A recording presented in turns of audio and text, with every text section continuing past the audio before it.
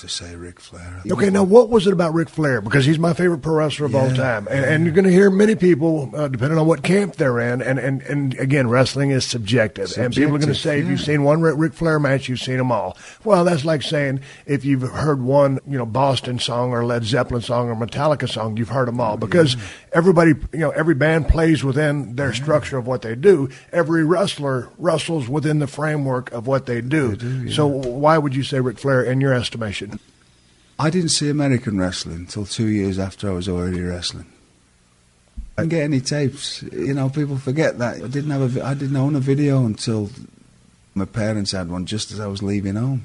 Yeah. We had black and white TVs when I was a kid, So I got some tapes, and it was one of the first stuff I got was the NWA from Charlotte. And so I've seen him go out there with all these people, and just something about him, just the way he did his stuff, and just the charisma and everything about it, and just carrying himself like a pro. I saw all the best matches because that's the only ones I was getting. I wasn't seeing everything. Yeah, I was seeing the Steamboat matches and the Bruiser Brody matches and people stuff that was like, oh my God, this fella just keeps going, and that was a lot of it as well. It's just the conditioning, and to be able to, I can go a long time, but at my pace. Right. His pace was 20. Same with you. Your pace is 20 notches above anything I've ever done, because that's the way you were. And I'd watch you in these long matches with Rocky and with H and that, and I'd be watching.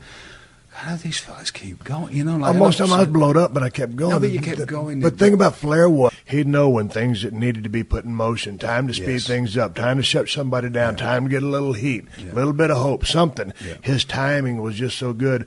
And he did it within just you watched his body, he looked like a pro. He was so relaxed. Yeah. He adjusted trunks a little bit, put his hair back, maybe a woo or whatever, but just the way he executed his business. Yeah. And when it got time to get nasty, he was mean. He was kind of that, that cowardly heel. And I mean, so he wasn't a tough guy. And I liked his. But when it came time to get mean, he got mean. What I liked was when I used to watch another thing that drew me to him was that the way he did certain things. And I knew he'd had some kind of a British influence.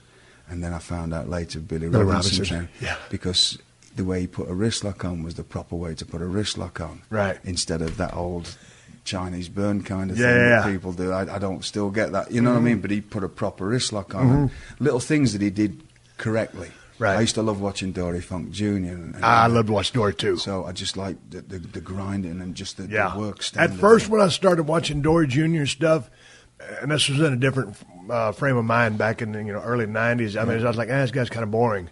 But as I got educated to like what is great wrestling, I was like, oh, Dory Funk Jr. is one of the best.